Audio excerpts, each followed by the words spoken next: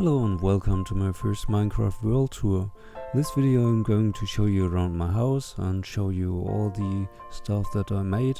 I'm pretty much self-contained, I never need to leave the house as I got an XP farm and several food farms. And maybe you can find something that you would like to do me a tutorial on, then just leave a comment. We'll start with my underwater base, which has one layer of water on top of it and redstone lamps all over the floor, which are being triggered by this light sensor. It works by the torches sending out light, which goes through the leaves, and it's just enough to let the grass grow on these grass blocks, which are right now covered by water. Yeah, better check if there's a creeper around, because it's required to be pretty dark in here. Yeah, then over there's a tower helping me to find my way back, and this is the iron golem farm with I don't know how many villages in there, must be over 100 by now. For every 16 villages there's a 1 in 7,000 chance that a iron golem spawns. Well, let's just collect them iron. And this is a first. I've never seen a spider get through there, especially not with iron golems around. They should have killed her. Go away. Leave me alone. Fucking spiders. Hate them. Die. Yeah. Oh dear. Now the cat is scared. Totally terrified. Maybe I can calm her with my eggs? Sit? Ah, good. Yeah, and this is how it's supposed to work.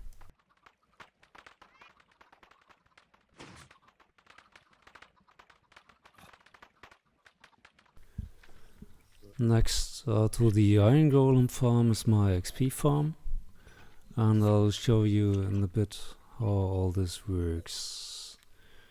In the back there's a huge spawning area, like 70 by 16, which is being flooded every now and then. Then the mobs end up here, fall 22 blocks, end up almost dead, and then I'm taken by a mob elevator back to my living room. It's being powered by this piston clock.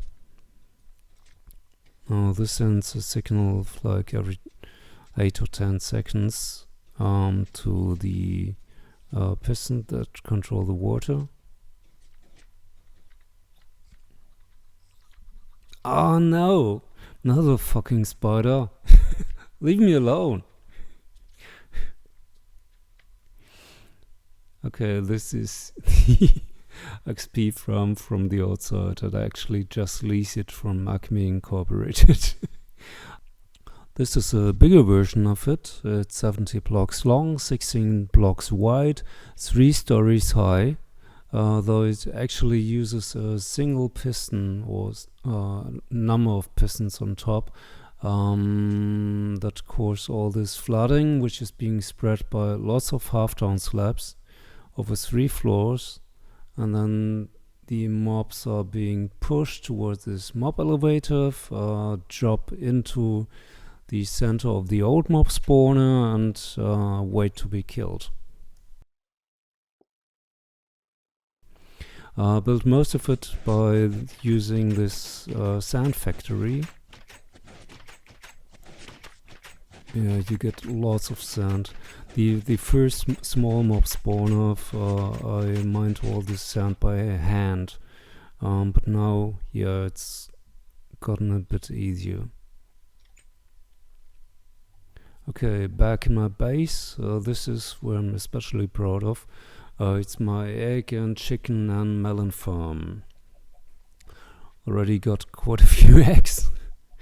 And not so many melons, but well enough to survive. And next I'm going to show you how this all works.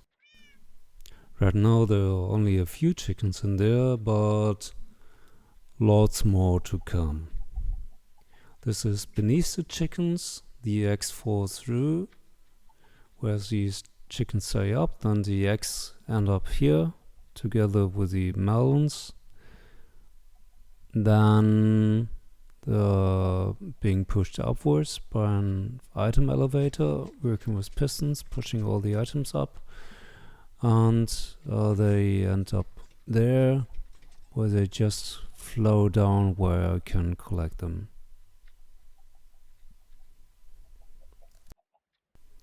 Okay, let's just try it out. If I push that lever, the water stops flowing, the chickens drop down, then they go up the channel at the back all the way and end up here. And when they're all in there, then I step on the pressure plate. I trigger a floating lava blade. This is really cool. And then all the grilled chicken is just being pushed towards me. Yeah. Oh, I love the lava blade. This is the top of it, with a piston holding back lava, being controlled by a butt switch, which triggers whenever the lava is next to it. Then at the bottom, we got the signal coming from the pressure plate, going into a signal shortener, which reduces it to 2 ticks, which is important because otherwise the lava would just continue flowing all the time you stand on the pressure plate. Then we also got a 12-second delay for the pistons at the fetching area. Well, I tried different things, including another piston clock or another butt switch that just detects the falling lava plate, but this actually works best. Let's just get the chickens back. I'm using rapid firing dispensers for that. The fence at the back stops chicken from spawning inside the stone blocks, which sometimes can happen. This is the redstone clock behind it, and it's being turned on by a single piston. The dispensers are being powered by a single redstone torch, and you can place the redstone on top of them just by aiming at the block behind.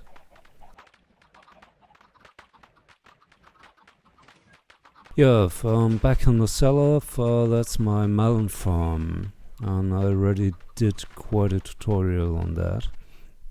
And this is the redstone behind the melon farm with all the pistons up there. Yeah, and then back up here, I'm ready to collect my melons that were pushed up by the item elevator. Yeah, then let's just move over to my other base.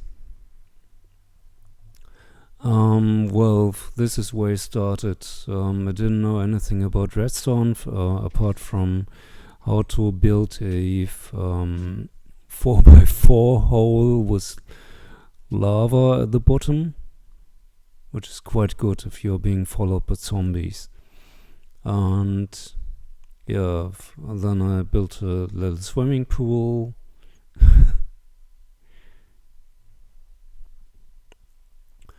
And over here, this was a first attempt on a mob killer. Mobs wandering outside, though, well, eventually they end up in here, and then they have been pushed into the lava. Yeah, and a couple of sheeps and strange colors. And then yeah, let's just go back up here. Say hi to my snow golem. Hi. And this is about one of the first things I built. It's a roller coaster leading to the top of my tower.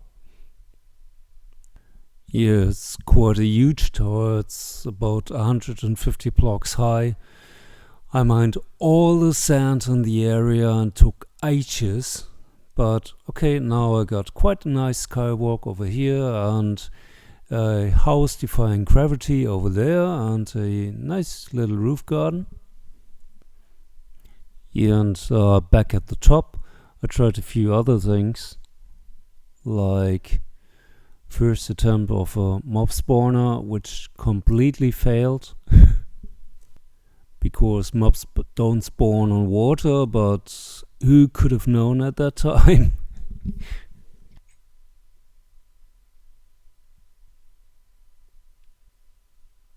Yeah, and when I'm back here, this is where I sleep. And at the time I also thought a water elevator like that would be a good idea. Now I'd probably just put a hole in the ground and a pool at the bottom, which would be much faster and prevent me from drowning all the time. Yeah, roof garden again.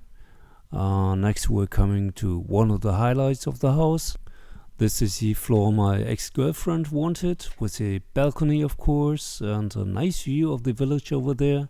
And it's also got a wooden floor and regular walls, though the neighbors couldn't peek in. The rent costs a fortune, but who cares as long as the lady's happy.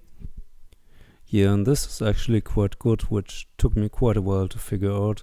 There's a railway coming from another village where I got all my villages from, and as soon as you approach my base, the door retracts and a railway is being pushed into the gap. And then it's a very, very, very, very, very long trip back to my other base, which I've speeded up a little. Actually, it's over a kilometer. And finally, this is my slime farm. This actually needs a little bit of work because I want them to be collected in channels, and then I get them back up here. Back to my mob XP farm. So it'd be cool if I could kill these slimes together with all the other mobs in here and collect these slime balls and XP and all. Yeah, and already got quite a bit of stuff in there. Oh yeah, and another highlight of course, my secret enchanting room. This has been my secret enchanting room. Let's just kill another iron golem, and there's one last thing I need to show you, which is the disposal unit, where to get rid of all that junk. Yeah, well, that's it. I hope you like it. If you do, press the like button. If you want me to do any more tutorials on anything you've seen, let me know in the comments, and see you next time.